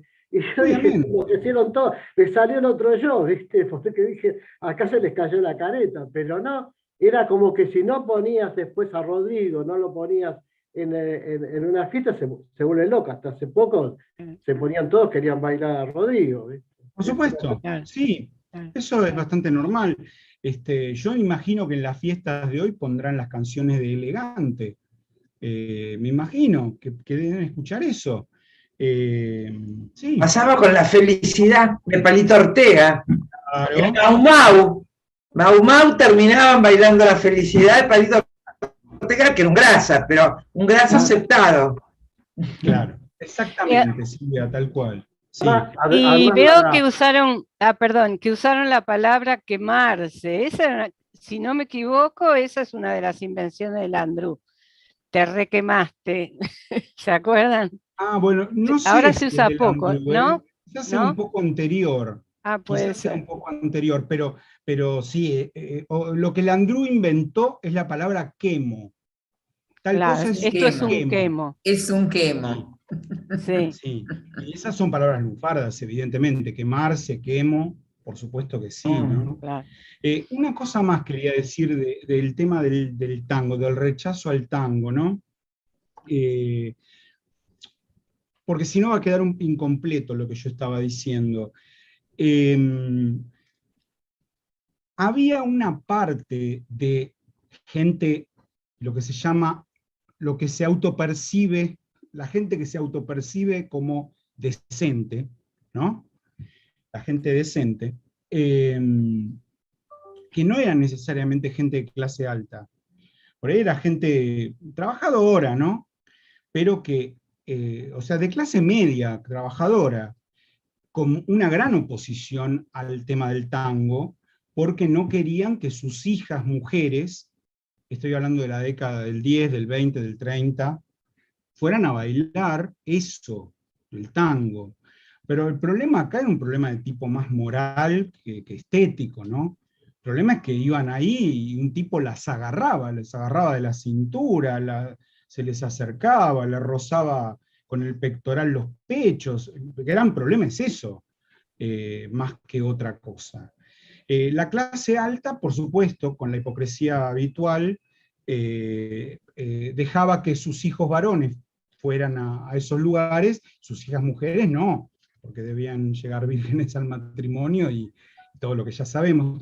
Pero en todo caso pasó eso. Hay un librito de José Sebastián Talón que se llama El tango en su etapa de música prohibida, que a mí me da cierta ambivalencia, porque en realidad nunca fue una música prohibida el tango, no lo fue nunca. Pero él, sin embargo, en un capítulo que se llama El tango de las hermanas, habla de algo que a mí me recontraconvenció, ¿no? ¿Y qué es esto? Bueno, había un modo de bailar más canchengue, más orillero, ustedes que sabrán qué adjetivo ponerle a eso, ¿no? Con cortes y quebradas, digamos. Cortes. Bien. Y ese modo de bailar el tango es el modo de bailar de los lugares públicos, pero relativamente cerrados. O sea, un peringundín, repito, una academia de baile, o lugares específicamente ya tomados como centros del tango, como el Armenonville, lugares así, que uno iba a cenar, pero luego podía bailar en el mismo lugar, y eso sí era para gente de mucha guita, el pobre no podía ir nunca al Armenonville, y el Armenonville existía en 1912, 13, y se llenaba todas las noches. No iban chicas pobres tampoco a bailar, o sea, iban chicas más o menos de buena familia, o de clase media, llevadas ahí y le garpaban todo los tipos de clase alta, ¿no? Porque después, y otro ejemplo de aristócratas que le daban una gran pelota al tango, eran los bailes del internado que organizaban los egresados de medicina todos los años. Esos bailes, la mayoría se hicieron en el actual y también en aquel momento se llamaba igual, en el Palais de Glace, en Recoleta. El Palais de Glace se llama así, bueno, sabrán francés, Palacio de Hielo, era una pista de patinaje, ¿no? Originariamente, por eso tiene esa forma circular. Pero no funcionó eso, y duró como pista de patinaje unos añitos y luego lo convirtieron en el salón de fiestas. Bueno, ahí hacían los bailes del internado, hay un libro de Alposta sobre eso, de Luis Alposta. Y eso era un lugar, pero de altísimo nivel económico, socioeconómico, ¿no? Estoy hablando, esos bailes duraron de 1914 a 1919. Casi no existía el tango cantado, el tango canción, digamos, el de Contursi, ¿no? O el de Gardel. Un tango instrumental para bailar, y lo bailaba gente de mucho nivel. Ahora, en otro libro, que es el de Vinda y Lamas, no me acuerdo del título, si me esperan un segundo lo traigo y lo muestro. Disculpen, ¿eh? Tenemos 3 espectadores en YouTube. Uno nos ha dejado un mensaje que dice que muy buena la charla, ya le agradecí. Y bueno, lamentablemente, a pesar de que perdimos con la confusión del link, o no sabemos qué, hay gente. Bueno, me alegro. Este es el libro. El tango en la sociedad porteña, 1880-1920. Es un libro que hay que leer. Está muy mal escrito, literariamente hablando, pero está lleno de documentos muy valiosos. Muy ¿Quién valiosos. Es? ¿Quién lo escribe? Primero, de Hugo Lamas y Enrique Vinda. Enrique Vinda es un actual colega mío en la Academia Nacional del Tango, un genio y un estudioso, no solamente un amante o un coleccionista, es un estudioso de un problema crucial que hay con las grabaciones de tango, que es la velocidad de los discos de pasta de la época acústica. Hay unos problemas terribles con eso, porque él descubrió que prácticamente todos los discos esos no están grabados a la velocidad a la que se reproduce el disco. Y entonces hay que hacer una modificación, que él la hace con programas de computadora, para que vos escuches como debió haberse escuchado, ¿no? Mirá. Bueno, un genio, Binda, un tipo muy, muy interesante, muy, muy interesante, caballerazo de los que ya no hay, ¿no? Viejo porteño de ley. Bueno, ¿qué hay en ese libro? Una enorme cantidad de testimonios acerca de la popularidad y la expansión del tango en la última década en Buenos Aires, en la última década del siglo XIX y en las primeras 2 décadas del siglo XX. Hay ejemplos a raudales tomados de diarios, sobre reuniones donde se bailaba tango. Las clases populares bailaban tango. Un lugar muy conocido eran unas carpas que se armaban en la Recoleta, al lado del cementerio, en Plaza Francia. Se armaban unas gigantescas carpas, como carpas de circo, y ahí se hacían bailes. Todas las colectividades hacían un baile. Entonces, una semana hacían un baile los napolitanos. Pero ahí no es que se bailaba solo música napolitana, que además se tocaba en vivo, por supuesto, porque no había manera de pasar música. Había orquestas, ¿no? Se tocaba de todo. Polcas, rancheras, valses, milongas y tangos. Y se bailaba, ¿no? Y por ahí a la semana siguiente organizaba la comunidad asturiana. Y a la semana siguiente la comunidad, así, del Véneto. Bailes populares muy multitudinarios. Esto digo porque hay una enorme tentación de unir, así como al lunfardo lo unen a la jerga carcelaria o a los ladrones, hay una enorme tentación de unir el tango al prostíbulo. Yo no niego que muchos tangos, algunos nacieron en prostíbulos. Hay tangos de Mendizábal clarísimamente, pues lo dice en la dedicatoria. Se lo dedico al doctor tal, que una noche en lo de Laura me pidió tal cosa. En lo de Laura era un prostíbulo, ¿no? Bueno, además de eso, sí, se tocaban tangos en los prostíbulos, pero el tango no nació en el prostíbulo. O no nació exclusivamente en el prostíbulo, ni se bailaba exclusivamente en el prostíbulo. En 1895 había bailes populares, incluso en teatros donde se levantaban las butacas en los carnavales y se organizaban bailes, y entre la cantidad de música que se bailaba tango. Así que por eso digo que lo de José Sebastián Talón, el tango en su etapa de música prohibida no estuvo nunca, no. Y no fue exclusiva de la aristocracia y no fue exclusiva de la clase popular, ni del prostíbulo. Estaba en todas partes, germinando, buscando un lugar. Cuando en 1913 triunfa en Francia y eso sale en todos los diarios, Caras y Caretas dedica una nota al triunfo del tango en París. Bueno, ahí se acaban las restricciones porque la clase alta en pleno empieza a bailar tango, porque si se baila en París, imagínate, ¿no? Bueno. ¿Te puedo acotar algo? Vos sabés sí, que me Enrique. enteré en el Teatro Colón que cuando era privado, en el año 27 se organizaba, se sacaban las butacas y se bailaba, se hacía bailes de carnaval, que un día se le ocurrieron poner barras de hielo arriba de la cúpula para enfriar y las pinturas que había se derritieron, que eran todas de pintores francés y se la dieron a un argentino a restituirla. Pero sí, se bailaba en el Teatro Colón. Mira. Fiesta de carnaval. A mí me asombró eso. Sí, eso lo tengo clarísimo. En los carnavales del 29, una de las orquestas la dirigió Discépolo, y después estaba Canaro, no sé, tipo orquestas muy importantes del momento, como 4 o 5 orquestas cada noche tocaban en el Colón. Sí, se levantaban las butacas, tal cual, sí.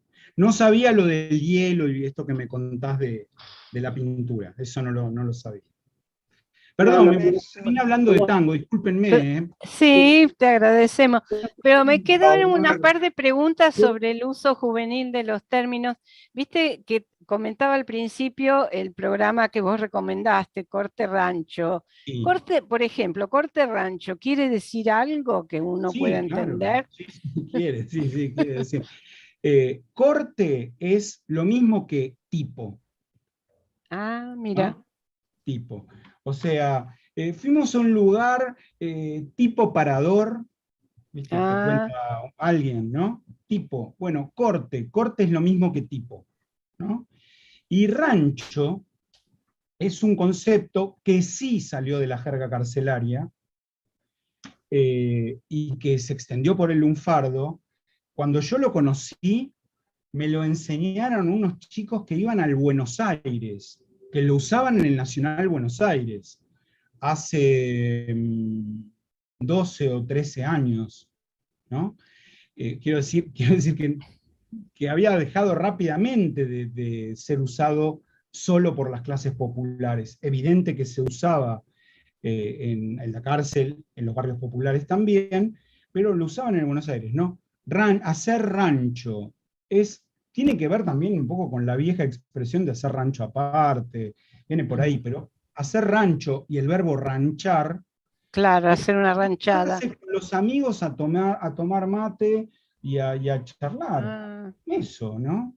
Estar juntos con los amigos. Ah, eso es Corte Rancho, muy bien.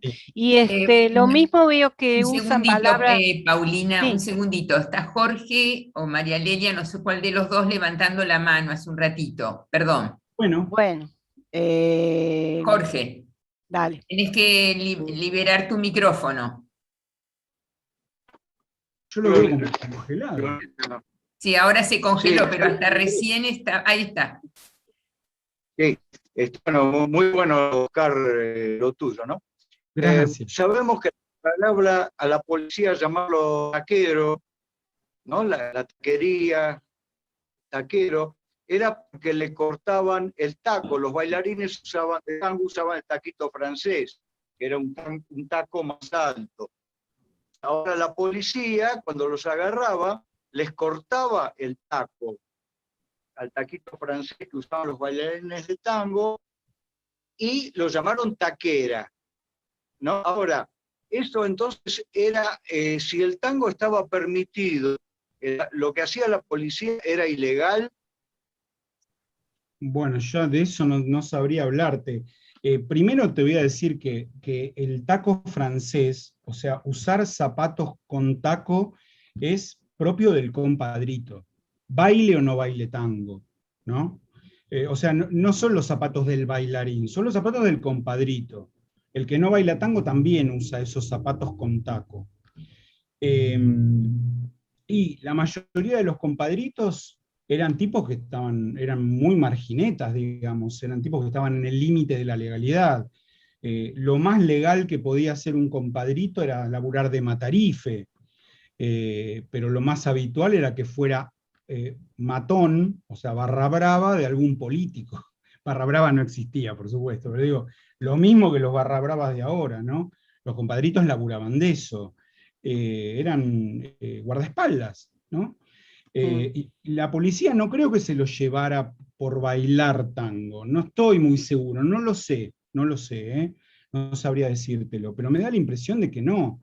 Se llevaba a los compadritos y era una manera de humillarlos. Era lo mismo que en los 60 agarrar a Pedro y Pablo y cortarles el pelo, ¿no? Sí, Enrique lo está haciendo el texto. Humillarlos, más bien.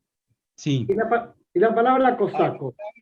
menciona, a los cosacos.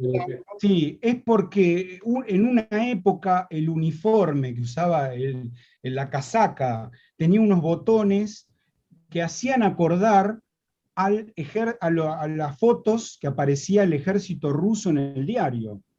El ejército ruso de la Primera Guerra Mundial. Entonces empezaron a llamar cosacos a los policías porque en la década del 50, fines del 50,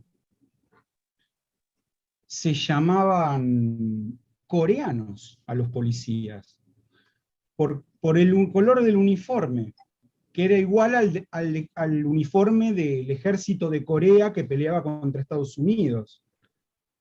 Así que sí, viene de ahí. Hay un tango que menciona un bailarín compadrito con taquito francés, ¿no? O sea, bueno, por ahí puede venir la asociación también. Sí.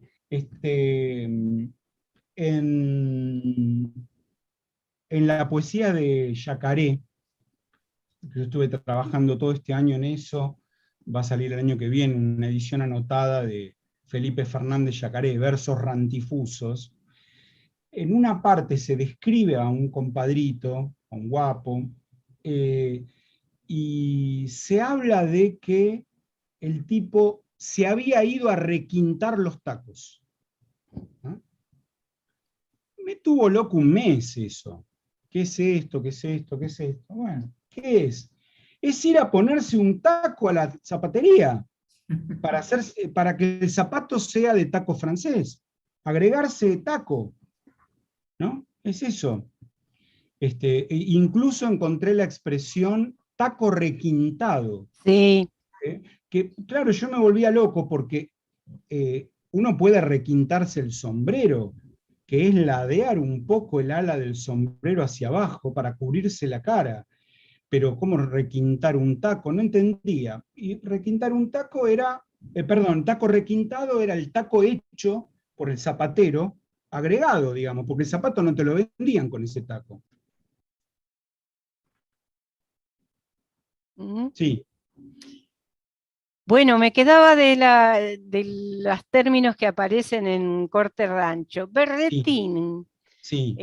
Que conocemos los 3 berretines, bueno, los viejos sabemos, pero los chicos ahora lo usan distinto, le dan otro uso. Absolutamente distinto, sí. Bueno, los chicos, no sé cuántos, pero obviamente que el sentido de berretín, tengo un berretín con esa flaca o con ese flaco, eso no corre más, por supuesto, ningún joven diría eso, ¿no? Digo, joven menor de 60, ninguno diría eso. Berretín tiene una enorme cantidad de significados en lunfardo, pero tal como lo usan en Corte Rancho, ellos usan la palabra berretín, o incluso en plural. Nosotros tenemos nuestros berretines por querer decir nuestro modo particular de hablar, nuestro lunfardo sería, sí. ¿No? Incluso en un momento de ese capitulito de Corte Rancho, el tipo le dice, el pibe le dice no sé si al entrevistador o al cameraman, porque ustedes tenían el lunfardo, nosotros tenemos los berretines. Ahora, es sorprendente porque cuando dice, bueno, por ejemplo, y el pibe da, no sé, 7, 8 ejemplos, y casi todos los que da son palabras lunfardas. Esto es muy de la juventud, creer que nosotros usamos estas palabras y no las conoce nadie. Y resulta que el 80% de las palabras que usan son palabras del lunfardo histórico, viejísimas, que si no las usé yo, digamos, por ejemplo, mi hija me dice, ¿conocés tal palabra? Si no la usé yo, la usó mi papá, pero la conozco, la palabra por ahí, ¿no? Y a veces le cambian el significado, como sucede con berretín. Y de vez en cuando aparecen algunas nuevas, qué sé yo. Puede ser, aparecen algunas palabras nuevas. Ahora es a mí me da mucha risa, pero bueno, tener una relación sexual es hacer el delicioso.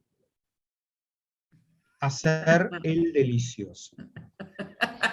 Y está bastante extendido entre adolescentes, menores de 20.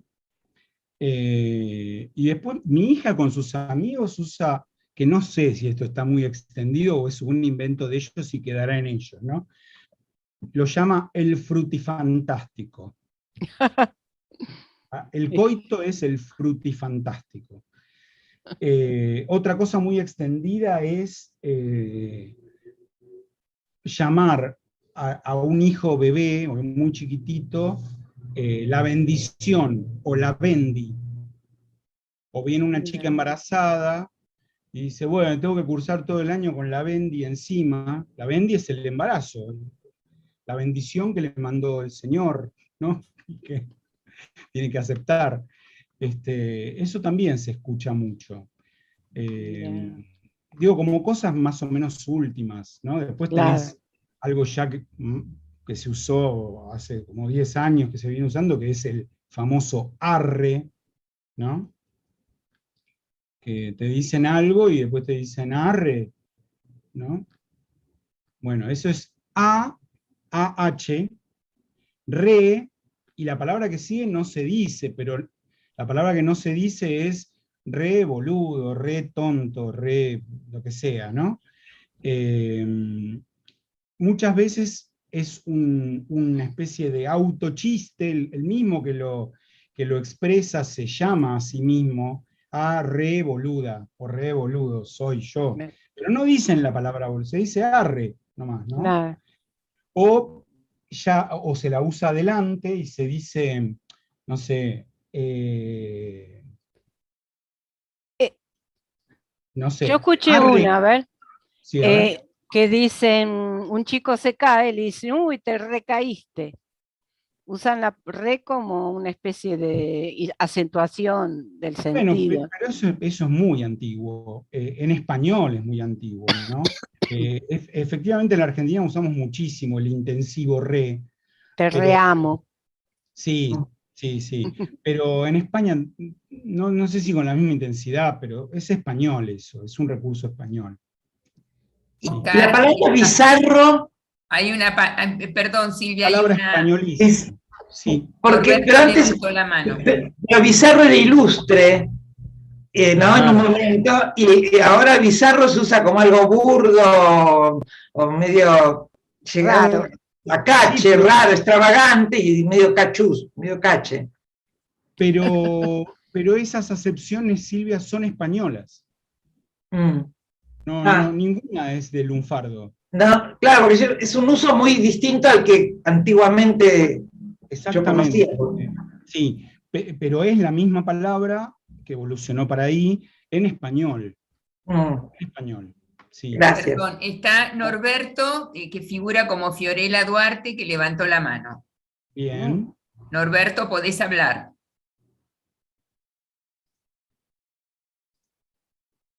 Bueno. No está más, Norberto. Ah, sí, está ahí. Está ahí, pero se ve que no. Bueno. Bueno, puedo introducir la última que tenía preparada para Oscar. Dale. Te quería preguntar, ¿y qué tal se lleva la Academia Porteña del Lunfardo con la Real Academia Española? Bueno, esto te lo contesto de manera objetiva, o sea, yo soy parte de la Academia Porteña del Lunfardo, pero como no soy ninguna autoridad dentro de la academia, ni lo voy a hacer nunca, porque no tengo esa intención, yo tengo cierta mirada hacia la academia, hacia la Real Academia Española, y la posición oficial que siempre tuvo la Academia Porteña del Lunfardo hacia la Academia Española es de admiración. Es de una gran admiración. De hecho, el estatuto, el primer estatuto que tuvo la Academia Porteña del Lunfardo, la cantidad de sillones para los académicos, etcétera, etcétera, todo eso fue tomado del estatuto de la Real Academia Española. Mira. No, en general, digamos, los académicos del lunfardo no es que hablan del lunfardo todo el tiempo, por supuesto, son en general personas muy cultas, siempre fue así, y más bien te diría que tienen posiciones, que por eso no comparto, muy conservadoras respecto del lenguaje. O sea, una cosa es el lunfardo, pero cuando hay que hablar en español te dicen, no, hablemos en español correcto, no incorrecto. ¿No? Claro. Claro. ¿Quién dice Bueno, correcto? y de vez en cuando en la Academia Real, digamos, incorpora alguna palabra del lunfardo como argentinismo, por ejemplo, Sí, cada permanentemente, tanto. de hecho Ah, sí. ahora. Antes, como era cada vez que salía un nuevo diccionario en papel, ¿no? Pero como ahora el diccionario está en línea o sea, se ha decidido no imprimirlo más en papel, porque la cantidad de nuevas palabras que se van agregando año tras año es tanta que sería un problemón. Y se ve que además no les conviene como negocio sacarlo en papel. Yo tengo la última edición que publicaron y creo que ya tiene como 7 u 8 años esa edición. Cuando yo tengo que consultar el diccionario ese, que lo consulto muy a menudo, porque a veces me pasa lo que le pasa a Silvia con Bizarro, que veo una palabra usada de tal manera y digo, ¿pero esto será lunfardo o en España existe también así? Y voy me saco la duda, ¿no? Así que lo miro todo el tiempo. Bueno, como ahora está en línea, las palabras se incorporan en cualquier momento. O sea, de repente, 4 o 5 academias de América mandan la propuesta de incluir tantas palabras y en un día las incluyen a todas. Truc, y ya las tenés. Claro, no existe la marca lunfardismo. Entran como argentinismos. Sí. Claro. Lo que deberíamos decir para evitar confusiones es que los lunfardismos son una parte de los argentinismos. Los argentinismos son mucho más. Dentro del conjunto de los argentinismos hay un subconjunto que son los lunfardismos. Pero además tenemos los argentinismos de uso general y los regionalismos que corresponden a cada provincia o a cada región que no forman parte del lunfardo. Ujú. O sea Sí. que no, los chicos no dicen ni cabida. Sí, hay cabida. ¿Cómo qué chicos? Digo, porque hay una expresión para rechazar algo con tal cosa, ni cabida. Ah, sí, sí, sí, Hay sí, el cabida, lunfardo sí. claro. Bueno, ok. Ah, vos decís si hay cabida en la Real Academia para palabras en lunfardo. Sí, parece que Sí, sí, sí, sí, pero y- no las reconocen como palabras del lunfardo, digamos. A eso me claro, refiero, ¿no? sí, sí, sí. A eso me refiero. Igualmente, la relación con la Academia Española, no te digo que fue siempre de hermandad, pero durante mucho tiempo hemos tenido, primero esto, en la década del 60, cuando se creó la Academia del Lunfardo, que fue en 1962, a los pocos años, un miembro de la Academia Porteña del Lunfardo, Enrique del Valle, le escribió al quien era el secretario perpetuo de la Academia Real Academia Española, Julio Casares, una carta diciéndole que la definición de la palabra lunfardo en el diccionario de la Real Academia estaba mal, y que él le proponía tal otra definición, y que eso se había conversado en la Academia Porteña del Lunfardo, bla, bla, bla. Y la cambiaron, Mira, y la cambiaron. Luego hemos tenido como académico correspondiente de la Academia del Lunfardo a este escritor gallego, ahora se me fue. El de los osos y las sombras no. Camilo José Camilo Cela, José Cela. Camilo José Cela fue miembro de la Academia Porteña del Lunfardo. Y actualmente, desde hace unos 10 años, Arturo Pérez Reverte es miembro de la Academia Porteña del Lunfardo. ajá, mira, Sí, esas son relaciones de amistad, por lo menos, ¿no? ¿Mm? Sí, Muchas palabras del lunfardo están incorporadas del italiano. Muchas palabras del lunfardo vienen de los italianismos, de lo italiano. sí, Attenti, me parece que es así, sí, sí, por forma parte del supuesto. lunfardo. El origen del lunfardo, o sea, si uno hiciera un corte en el año 1900, ponele, vería que la preponderancia de las palabras traídas por los inmigrantes italianos dentro de esa cantidad de palabras, que no llegaban a 500, era muy importante el porcentaje de palabras italianas ahí. Por lo menos un 25% de las palabras del lunfardo de 1900 eran palabras italianas.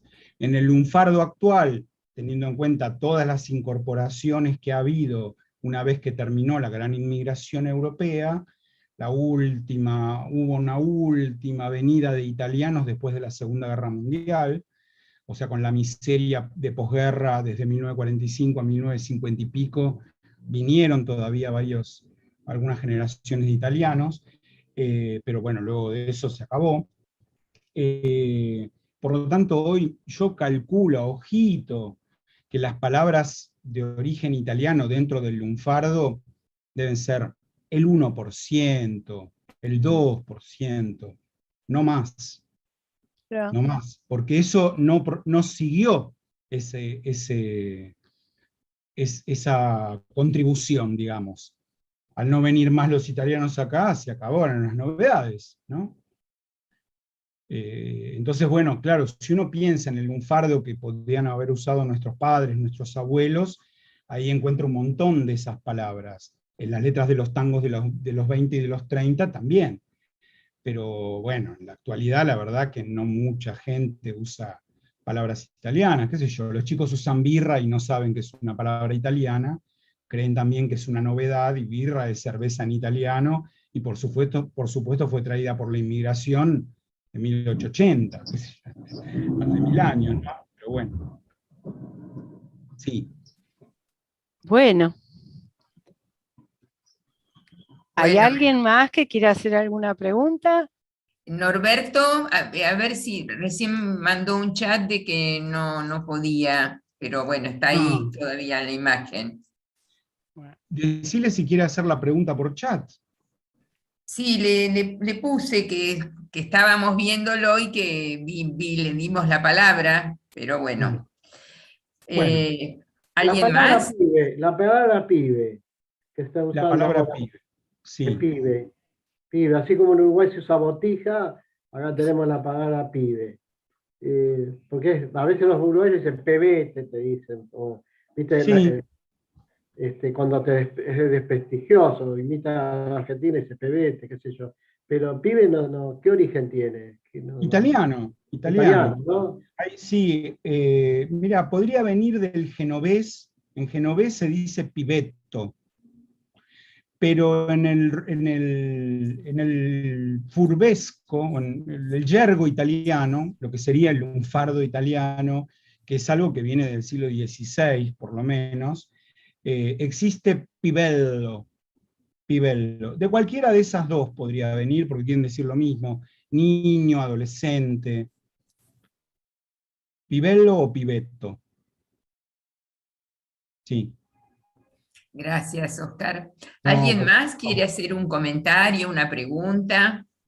Aceptamos críticas, quejas y La elogios también. palabra, Elogio, yo quiero hacerte Solo elogio. elogios, la solo palabra elogios. parca, la parca, ¿de Ahora, dónde María viene? Lely, ahora te paso.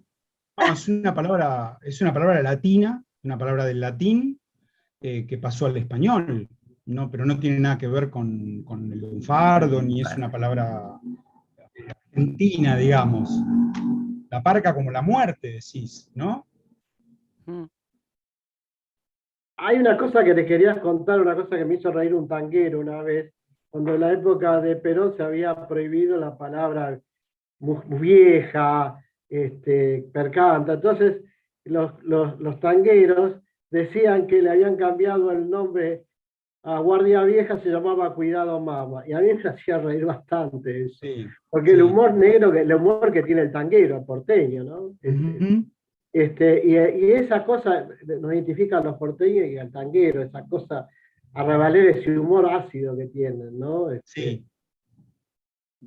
María Lelia y Jorge levantaron la mano también. Bueno. Sí, nosotros, bueno, estamos muy lejos, estamos en Tilcara, nos ha costado mucho la conexión.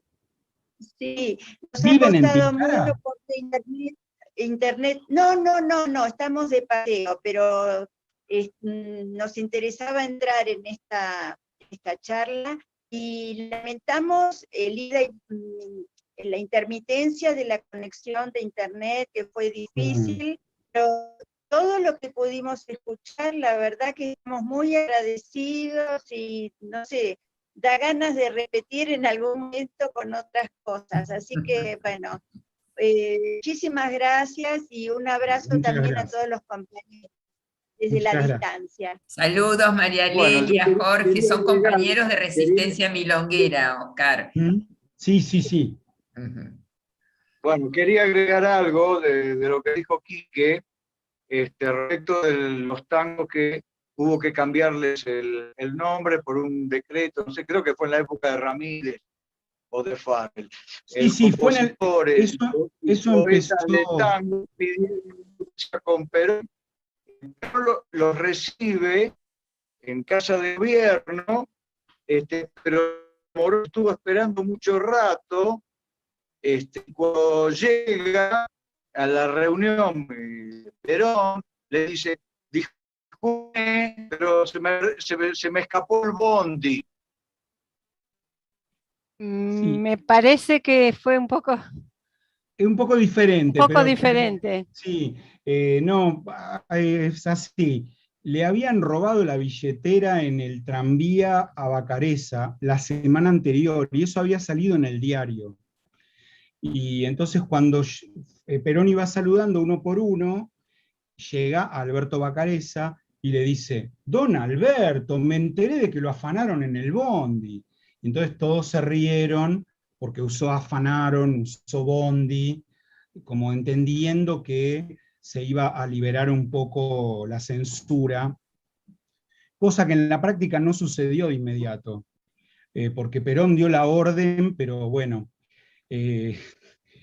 las segundas, terceras y cuartas líneas no siempre están muy afiatadas, ¿no? Y no llegó muy rápidamente. Recién la censura aflojó de verdad en 1953. La reunión que contó Jorge fue en el 49. Pero bueno, sí, del 43, desde el golpe de Estado del GO, junio del 43, ahí empezaron los embates de la censura contra el cocoliche, contra el habla criolla, o el habla gauchesca, digamos, porque había un montón de radioteatros donde se imitaba el habla gauchesca, y en algunos casos se la ridiculizaba también, los barbarismos, el voceo, mirá la antigüedad esta, ¿no? O sea, tratar de prohibir el voceo en la década del 40, cuando todo el mundo se hablaba de voz, ¿no? Era una locura porque el pibe iba a la escuela y en la escuela la maestra le hablaba de tú, y después en el resto del mundo todo el mundo hablaba de vos, una cosa disparatada, ¿no? Pero eso tiene mucho que ver con, no sé, con la ideología de quien fue ministro de Educación de ese golpe de Estado, que fue Martínez Zubiría, ¿no? Hugo Guast, un filofascista total, ¿no? Tipo temible. Pero bueno, no debe sorprendernos que eso haya proseguido durante el primer peronismo, donde lamentablemente el tema de la censura y de eso continuó, no solo contra el lunfardo, digo, en diversos aspectos, ¿no? Eso es algo que el peronismo debió de haber aprendido, y no estoy seguro de que lo haya aprendido del todo. Pero bueno, y yo soy peronista, ¿eh? Y yo soy peronista. Bueno, perdón que me inviten a estos temas. No, pero... buenísimo. Gracias Las notas de color. Sí, claro. Gracias por la aclaración, Oscar. ¿Cómo? No te escuché bien. Gracias por la aclaración de lo del bondi. Yo ya la verdad de una manera. Gracias por la aclaración. No, por favor, por favor. Bueno. Bueno, yo diría gracias por todo, la paciencia que nos tuviste hoy con el lío del comienzo. Y no sé, tenés una cosa que a mí te la quiero reconocer, una voluntad de comunicación se ve mucho, que la pasión que tenés por el tema y la pasión que tenés por comunicarlo. Eso se disfruta mucho. Por eso hace 39 años que soy profesor universitario. Bueno, te lo agradecemos infinitamente. Muchísimas gracias, Oscar. Muchas gracias. Excelente. Excelente. Muchísimas gracias. Gracias, Lili. Fueron todos amabilísimos, gentilísimos conmigo. Y bueno, además Paulina, pobre, me tuvo una paciencia porque ella me viene persiguiendo desde antes de la pandemia, me parece, para hacer primero una reunión presencial, luego el año pasado también, y yo resistiéndome, porque no por ninguna otra cosa que no sea, porque estoy lleno de trabajo siempre y no tengo tiempo, no tengo, en fin, esa dificultad, ese problema, esa limitación. Pero me dio gusto compartir este rato con ustedes, haber intercambiado opiniones, ideas sobre ciertas cosas, y les deseo lo mejor. Avanti, voy a usar la palabra avanti, que me recordó Quique. Avanti, resistencia. Y aguante también. Y con los faroles. Siempre avanti. Con los faroles. Y si querés, para que lo sepas, esta charla queda grabada en nuestro canal de YouTube de Resistencia Milonguera. Es libre el acceso, por supuesto. A partir de mañana ya va a estar disponible. Buenísimo, buenísimo. Sí, bueno. Sí, por ahí no sé si anda Facebook ya, me parece que sí. Sí, ya anda todo, ya anda todo. Bueno, entonces mañana o pasado, cuando me acuerde, voy a subir el link a mi Facebook para que cualquier otro que quiera escucharla la pueda escuchar. Bueno, te lo vamos a enviar. Bueno. Muchas gracias. Muchas gracias. Chao. Chao. Buenísimo. Gracias. Gracias. ¿Cómo es? Dejo de transmitir en